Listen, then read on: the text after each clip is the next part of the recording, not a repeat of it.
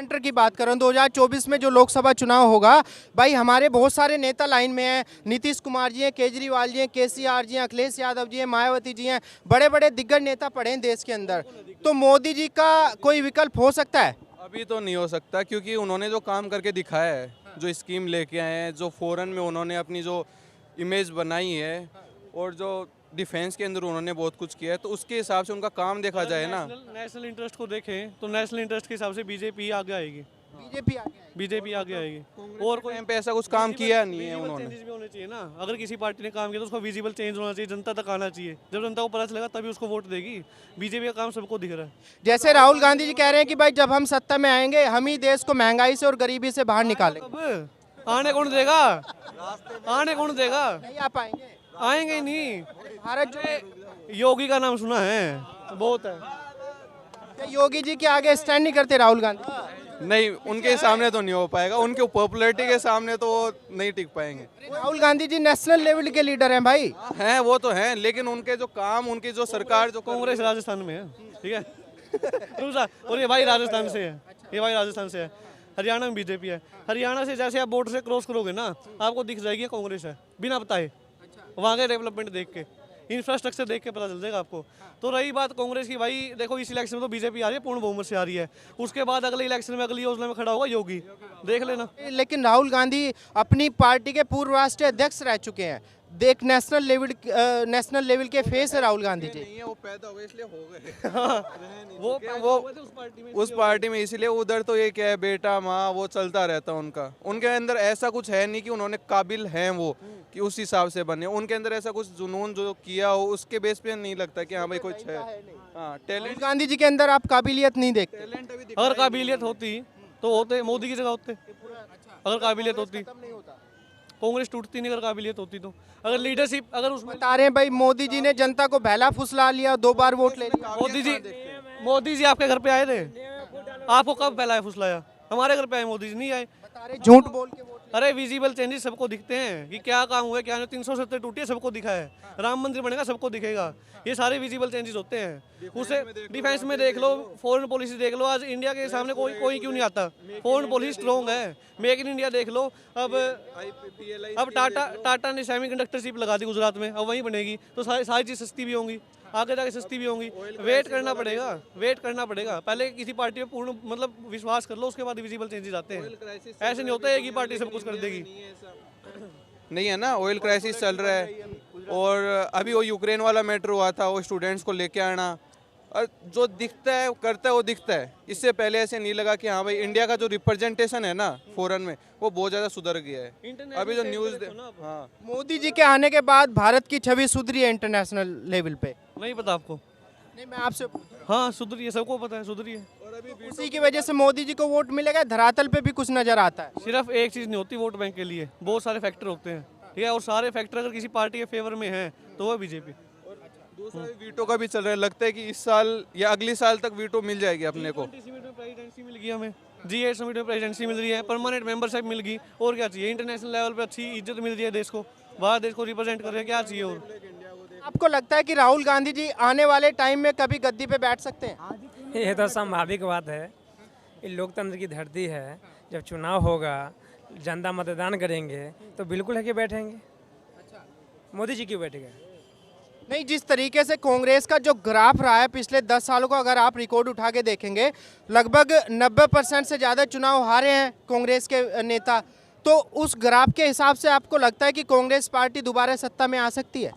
Bharatiya Janata party में अटल बिहारी वाजपेयी से कोई अच्छा नेता है क्या? अभी चाहे पहले थे। नहीं, अगर अच्छा नहीं होता तो जनता वोट देती। नहीं, अगर रहते भारतीय अटल बिहारी वाजपेयी से अगर अच्छा नेता कोई रहते भारतीय जनता पार्टी में, तो क्या वो चुनाव हार जाते? क्या ये भारतीय जनता पार्टी के लाल कृष्ण आडवाणी जिस तरह वो फुट डालो राज करो, जिस तरह बिहार में चले थे मोहम्मदम और हिंदू के अलग अलग करने, लालू जी हमारे जो गिरफ्तार करवा के जेल में डाल दिए थे, तो अगर वो अच्छा रहते तो सरकार में रेगुलर नहीं रहते। ये तो हिंदू है मुस्लिम के फुट डालो राज करो। आज बीजेपी के संसद में 3 मोहम्मदम है सांसद और 7 विधायक है मोहम्मदम। तो ये हिंदू मुस्लिम सिर्फ चुनाव से होता है। विकास की बात करो, विकास की बात करोगे मेरा देश सुधरेगा। हर स्कूल में लैपटॉप दो, उससे पढ़ाई करो। डिजिटल मीडिया से क्या हो, उद्योगपतियों की संपत्ति बचती है। जब से मोदी जी आए हैं 2014 से बाद की बात कर रहा हूँ, उससे बाद में जितने भी एप्लीकेशन आए हैं यूपीआई, जैसे उस भाई ने अभी बोला कि यूपीआई से आप ट्रांसफ़र कर सकते हो, पेटीएम, फ़ोन पे, गूगल पे, ये सारी सर्विसेज आई हैं। अब से पहले क्यों नहीं आ पाई सरकार अगर बहुत अच्छा काम कर रही? तो ये किसके बचा हुआ है? यूपीआई, पेटीएम, पेनफो, गूगल पे किसका बचा हुआ है? गरीबों की, जो रिक्शा चलाते हैं, जो होटल में काम करते हैं, जो खेत में काम करते हैं, उनके लिए या उद्योगपति के लिए? बताओ, एक भी किसान, बीजेपी के केंद्रीय मंत्री का बेटा वहाँ जो लखीमपुर में जो कुचल दिया 12, उस पे पत्रकार लोग कहाँ थे? पत्रकार लोग कहाँ थे जो लखीमपुर यहाँ हाथरस में लड़कियों की जिंदा जला दिया थे? उस समय पत्रकार कहाँ थे? पत्रकार को वहाँ जाने के लिए कितने लोग मारे गए थे लखीमपुर खीरी में? 12 लोग मारे गए थे। आपने सिर्फ किसानों का जिक्र किया, गलत बात है, किसानों को नहीं टक्कर मारनी चाहिए थी, लेकिन जो लोग वहाँ पे नीचे घेर के पीट के मार दिए गए, उनके बारे में भी जानकारी है आपको? कौन क्या जानकारी? कौन मारा? किसानों ने मारा, क्यों मारा? जो थे उनके साथ में उन्होंने मारा। क्यों मारा? क्यों मारा वो तो आपको पता होना चाहिए। अगर मेरे परिवार को अगर मेरे सामने आप मारोगे तो आपको क्या करेगा? लोग क्या करेगा? आप जान से मार देंगे। आप बताइए क्या करेगा? जान से मार जान से नहीं मारा गया है, जान से नहीं मारा गया, क्या करेगा लोग? गांधी जी ने क्या कहा? भाई है, अगर आप मेरे भाई है। क्या कहा गांधी जी ने? आंख निकालने का बदला आंख निकाल के दोगे आप? बिल्कुल देंगे। अच्छा, यही रह गया। फिर कोर्ट कचहरी और ये सब तो रहा ही नहीं देश में, इनकी जरूरत ही नहीं होगी। मेरे लिए कोर्ट कचहरी की बात कर रहे हैं। सुप्रीम कोर्ट के जज बोला कि लोकतंत्र की हत्या है, इस पे बीजेपी क्यों नहीं बोला? सामने सांसद भवन के सामने जो एक रविदास समाज से आते बाबा साहब भीमराव अम्बेडकर, उनके संविधान को जलाया गया, उस समय क्यों नहीं बोला? उस समय भी तो संसद बोला था कि सुप्रीम कोर्ट बोला था कि ये देश के लोकतंत्र की हत्या है। एक माने यही यूपी में जो एक माने छोटा कास्ट का बच्चा कलसा में से पानी पी लिया, उसको प्रिंसिपल मारते मारते मुआ दिया, जो समय बड़े स्वर्ण जातियों से साथी था प्रिंसिपल, उस समय कहाँ पत्रकार? सुप्रीम कोर्ट के हाथ में पावर नहीं है, कर दे पार्टी को बैन। अरे क्यों नहीं करता? एक सुन लीजिए, क्यों नहीं करता? महाराष्ट्र में ईवीएम जब घोटाला हो रही थी तो उस समय वो आवाज खोला था, कोई ठाकरे था कि बाबा कुछ करके था। यार ये ईवीएम घोटाला तभी क्यों होता है अगर किसी राज्य में बीजेपी जीत जाए? अभी हिमाचल प्रदेश में कांग्रेस जीती है, क्यों नहीं बोला कि ईवीएम घोटाला हो गया? क्यों नहीं बोला? बीजेपी दिल्ली में एमसीडी में केजरीवाल जी जीते हैं, क्यों नहीं बोला एमसीडी में ईवीएम घोटाला हुआ? आप मेरा बात समझे नहीं, ईवीएम में जो घोटाला कर रहे थे उसका उजागर किया, जब महाराष्ट्र का था उसको लोग मरवा दिया। क्यों मरवा दिया? एक आज तक बैट नहीं पकड़ा होगा, बीसीसीआई के सचिव बैठ के बैठा हुआ है। आज लोग जातिगणना कर रहे हैं, उसमें क्रिकेटर में जाति नहीं होती है, चुनाव में जाति नहीं होता है, ये जाति करके यहाँ बैठे हुए। देखिए, क्रिकेट में तो जो खेलेगा वही आगे बढ़ेगा, उसमें ऐसा कोई नहीं है, किसी का परिवार का कोई मुद्दा नहीं है। जो प्लेयर है वो रियल में प्लेयर है, वही आगे जाएगा। क्या क्रिकेट प्लेयर में कौन जातिवाद है? कौन जाति के लड़के नहीं है? इनसे पूछो ना। क्रिकेट में तो भाई जो खेलेगा वही आगे बढ़ेगा ना। जो अच्छा प्रदर्शन करेगा वही आगे जाएगा भाई। इनका कहा नाम है बिहार में ब्राह्मणों से, यूपी में ठाकुरों से और हरियाणा में दलितों से, ये सिर्फ यादव को टकराते हैं। तो मैं यादव नहीं हूँ, मैं कोई जाति नहीं हूँ, राजनीति में कोई जाति नहीं होता है। इसका फूट डालो, राज करो, बीजेपी का मतलब है। क्या लगता है चाचा, बीजेपी को 2024 में मौका मिल सकता है? अरे आप बोलिए भैया, क्या लगता है बीजेपी को मौका मिल सकता है 2024 में? ये तो जनता ही जवाब देगी 2024 में। आपको क्या लगता है, जैसे मोदी जी ने अभी गुजरात में चुनाव जीता, कांग्रेस ने हिमाचल प्रदेश में जीता और केजरीवाल जी ने दिल्ली एमसीडी में जीता, तो दिल्ली के अंदर, हिमाचल प्रदेश के अंदर, गुजरात के अंदर क्या फ्री की रेवड़ी पे वोट पड़ा है या विकास की झाड़ू पे वोट पड़ा है? विकास पे पड़ा है जी। विकास पे वोट। जी। और गुजरात के अंदर मोदी मॉडल चला है। मोदी मॉडल चला। तो उसके सहारे 2024 में सत्ता मोदी जी को मिल सकती है? हाँ, चांस तो है। चांस है, लेकिन ऐसा क्यों कि भाई विपक्ष में दूसरे भी तो नेता हैं, बड़े बड़े नेता पड़े हैं, लेकिन इतनी मजबूती से भी कोई लड़ नहीं रहा, उसके मुकाबले में कोई मजबूती से नहीं आ रहा है। कोई मजबूत नहीं। नहीं, कांग्रेस तो बिल्कुल समझिए डूब गई है, तो कोई केजरीवाल भी उठ रहे हैं अभी धीरे धीरे, इतनी मजबूत अभी नहीं है ये भी। नहीं, अगर सारे विपक्षी नेता एक साथ आए मिलके, जिसमें हमारे नीतीश कुमार जी हैं, केजरीवाल जी हैं, केसीआर जी हैं, तो मोदी जी के लिए चुनौती हो सकती है?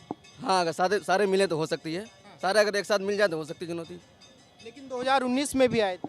हाँ, लेकिन उसमें वो फिर बिखर गए थे थोड़ा जी। समझौता नहीं हुआ था इन लोगों ने भाई।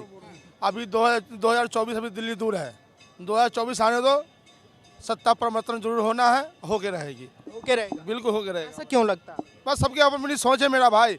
कोई भी सरकार आएगी, अभी भी मेहनत करके खाना है, कल भी मेहनत करके खा रहा है और कल भी खाएंगे।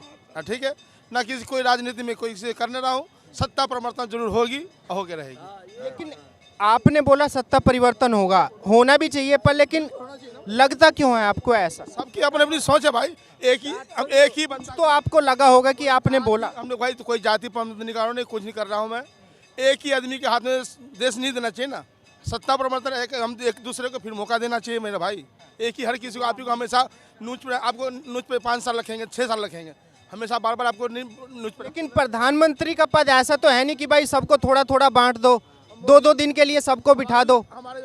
उसके लिए एक जिम्मेदार आदमी चाहिए ना, एक ताकतवर आदमी चाहिए, क्योंकि प्रधानमंत्री भारत को रिप्रेजेंट करता है। अब उस पे ऐसा तो है नहीं कि आपके बेटे को भी बिठा देंगे। ऐसा कोई नहीं होता मेरा भाई। इससे पहले बहुत प्रधानमंत्री, इससे पहले बहुत चंद्रशेखर भी प्रधानमंत्री बन चुके रह चुके हैं। एच.डी. देवेगौड़ा भी देश को चला के जा चुके हैं। हमारे सामने अच्छी सरकार कोई आएगी। डॉक्टर क्या कह रहे हैं? देश को चलाया, डॉक्टर मनमोहन सिंह भी नहीं चलाया। परिवर्तन एक बार हुआ, एक बार लहर मोदी था, मोदी में लहर मोदी में दिया। इस बार फिर मोदी लहर मोदी खत्म होगा, फिर दूसरा मोदी कोई लहर आएगा, मौका आएगा, मौका मिलेगा सबको भाई। कोई भी सरकार आएगी, हमने किसी के पक्ष में नहीं बोला भाई। मेहनत आज भी कर रहे हैं, कल भी मेहनत करेंगे। और महंगाई आज भी बढ़ी है, कल भी बढ़ के रहेगी। ठीक है। अच्छा, सत्ता परिवर्तन हो सकता है 2024 में? बिल्कुल, जब तक किन मुद्दों पे होगा? विकास के बारे में, विकास काम कार्य हो रहा है। जो हम बिहार आज तक बस के बारे में सोच भी नहीं सकते, हम कैसे जाएंगे वहाँ? बस से जा रहे हैं, बहुत बड़ा बड़ा रोड है, बड़ा बड़ा बहुत बढ़िया। तो आप सत्ता परिवर्तन मोदी जी को बदलना चाहते हैं, मोदी जी को ही लाना चाहते हैं? कोई हालत में नहीं, न हिंदू मुस्लिम कोई बदलना नहीं चाहते, विकास चाहती हो। कोई भी हिंदू मुस्लिम कोई बदलना नहीं चाहता, विकास चाहिए, रोजगार चाहिए, सबको नौकरी चाहिए, बस।